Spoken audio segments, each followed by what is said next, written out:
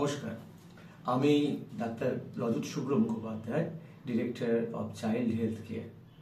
আমার দীর্ঘ 25 বছরের চিকিৎসা জীবনে এই গ্রামাঞ্চলে ডাক্তারি করতে এসে যে অভিজ্ঞতা আমি লাভ করেছি, তাতে আমার এটা মনে হয়েছে চাইল্ড হেলথ কেয়ার পাশাপাশি শুধু কলকাতার মতো বড় জায়গা ইনস্টিটিউশনে থেকে বাচ্চাদেরকে ডাক্তারি করলে যে মোড়ে ডাক্তারি করা আর গ্রামের দিকের মানুষকে ডাক্তারি করতে গেলে তাদের কথাবার্তা বোঝানোর জন্য আমাকে আলাদাভাবে নিজেকে চেঞ্জ করতে হয়েছে। এবং এখানে এই ডাক্তারির ভেতরে আমি বেশ কিছু জিনিস আমি ইভলভ করেছি।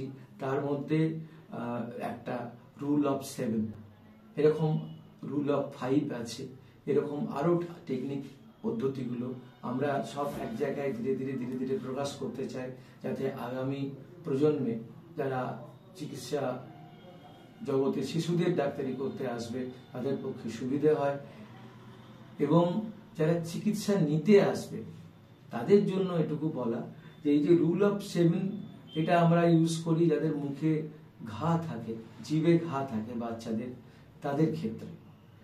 এবার যদি আপনারা কখনো লক্ষ্য করেন যে আপনাদের বাচ্চাকে আশেপাশে কোথাও দেখানো হচ্ছে যেখানে এই জিভের ঘা সারছে না, সেটা হলে আমার যেটা অনুরোধ আপনাদের কাছে, আপনারা আমাদের কাছে আসুন।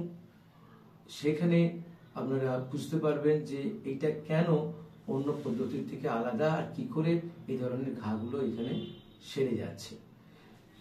তো রুল অফ 7 ওভারঅল একটা পদ্ধতি, যে পদ্ধতিতে যে ওষুধটা আমরা লাগাচ্ছি চিকিৎসার জন্য জিভেতে, তাকে কেমন করে লাগানো হবে, কতদিন লাগানো হবে, কিভাবে, যে টোটাল জিনিসটাকে বুঝিয়ে দেওয়া, তবে ওষুধটা ঠিক করে কাজ করে।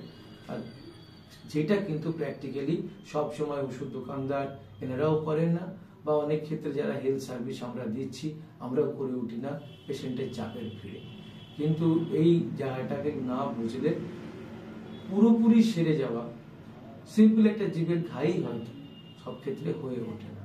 তো সেজন্য আজকের এই কথাগুলো একদিকে জানানোর জন্য, শেখার জন্য, যেমন হেলথ যে পার্সোনাল যারা আমাদের জুনিয়র আছেন তাদের জন্য উপকারী হবে, আর চিকিৎসার জন্য সাধারণ মানুষের জন্য, তাদের ঘরের বাচ্চাদের জন্য উপকারী হতে পারে।